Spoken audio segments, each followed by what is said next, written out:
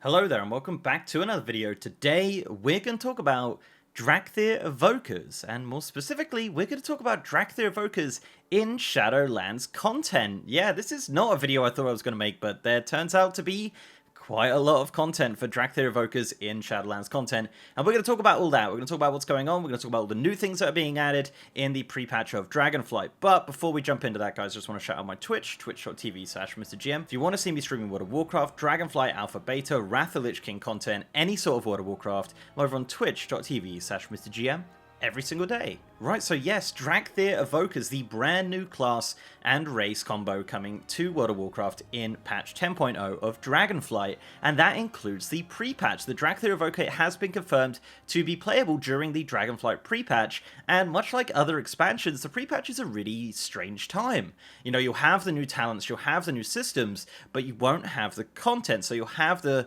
class and race, you'll have the talents, you'll have all this other stuff, the new UI and whatnot, but you'll still be in Shadowlands content, and Blizzard have actually gone out of their way to create content for the Dracthyr Evokers during this kind of weird time when they're going to be doing Shadowlands content, and yeah, a lot more than I was expecting, and it's actually pretty interesting and really fun to talk about, and I'm really excited to do this video. It took a lot of annoying going through Shadowlands content on the alpha on a Dracthyr, so yeah, either way. Let's talk about it. So, first and foremost, the one thing I did not think they were ever going to get, and that is a Covenant ability. Yes, the Dracthyr Evokers have a Covenant ability called Boon of the Covenants, and this ability is the same across all of the Covenants. The only thing that changes when you change Covenant is obviously your signature ability, but also the animation of this ability. So if you're with the Venthyr, it's obviously going to be red and glowing. If you're with the Kyrian, it's going to be kind of white and blue in a sense. Necrolord is obviously going to be green, and Ardenweald is going to be blue. It kind of matches the anima color of that Covenant, which is really unique. But the spell is the same across the board. My kind of odd theory on this is actually that Boon of the Covenants is going to be an ability that replaces all of the Covenant abilities in pre-patch, but that is yet to be seen. But nonetheless, Boon of the Covenants is going to be the ability you receive when you pick a Covenant on your Dracthyr Evoker. This spell will obviously only work in Shadowlands content in the pre-patch. You won't be able to use it on the Dragon Isles.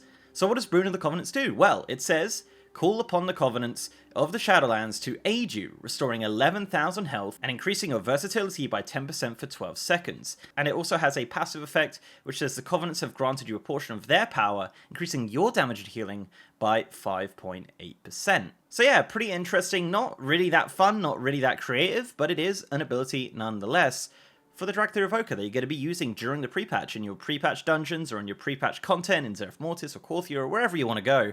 You'll be able to use Boon of the Covenants, as well as the signature abilities, you know, like Door of Shadow, Soul Shape, etc. Will also be available in Shadowlands content exclusively as of the pre-patch. At least that's what it seems like right now. But that is not it for the Dracthyr Evokers in Shadowlands. They also have Conduits. Yep, they actually made Conduits for the Dracthyr Evoker. Not many, and some of them are reused across different classes, and a lot of them are just kind of generic, but there is Conduits that are specific to the Dracthyr Evoker. Let's take a look at some of these. These are all of the available ones, so what I did is get friendly with the Enlightened and get that item that gives you all of the Conduits, so this was all of the Conduits that it gave me. As you know, as you can see, not a ton, but there is some there is some.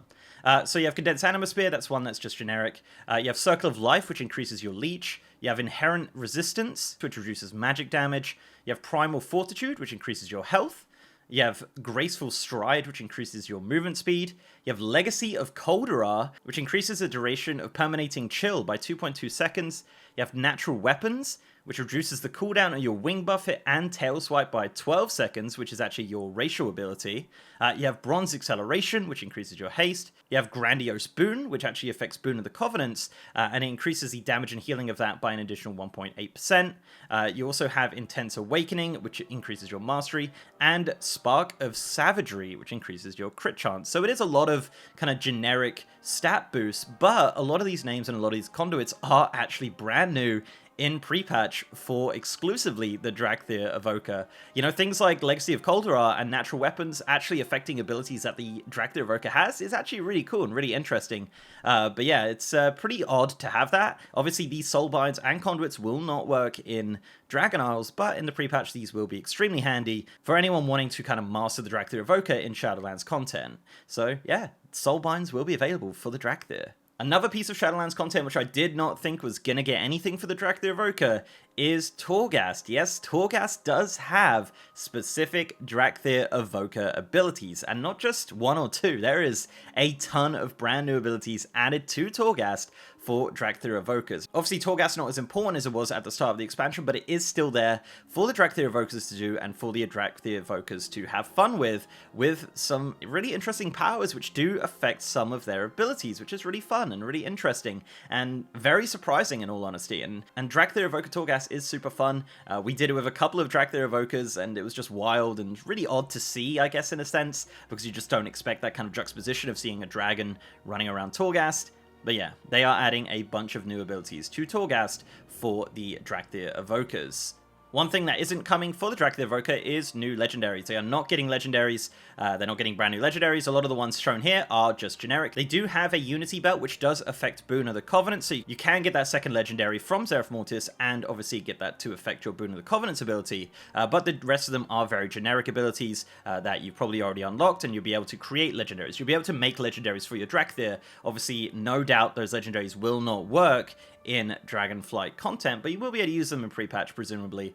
So yeah, Unity is getting an update with the Boon of the Covenant's ability, as well as kind of having those generic abilities, as well as having those generic Legendaries available to you as a Dracthyr Evoker. As for tier sets, obviously Sepulchre are the first ones bringing in class tier sets. The Dracthyr Evoker will not have a class tier set as of 10.0. As for Transmog, though, they will be able to obviously transmog into the Sanctum of Domination gear and the Castle Nathria gear, as that is just generic male armor. That will be available for the Dracthyr to transmog. I've done a whole video on Dracthyr transmog if you're interested in how that all works, with the dragon model, with your visage form and things like that. But as of tier sets with set bonuses and things like that, that's not going to be something that the Dracthyr Evoker is getting in Shadowlands. And that's basically it for Dracthyr Evokers in Shadowlands content.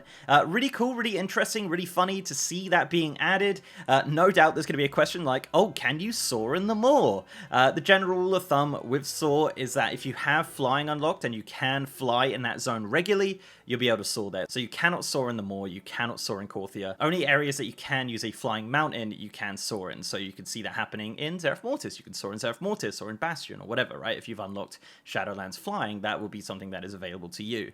But yeah, there you go. Dracthyrs in Shadowlands. Very interesting to see that they have added this kind of stuff for the pre-patch. Not sure how long the pre-patch is going to last. It could be a longer pre-patch, which is why they've added this stuff. Or they just felt like they, you know, wanted Dracthyr Evokers to do something in pre-patch, to have something to strive for, to use as a goal. So really happy to see it being added as just residual things for players to have fun with during that kind of weird lull between the expansions. So guys, let me know what you think of the Dracthyr Evoker content in Shadowlands. Do you think it's cool? Do you think it's worth it? Do you think it's pointless?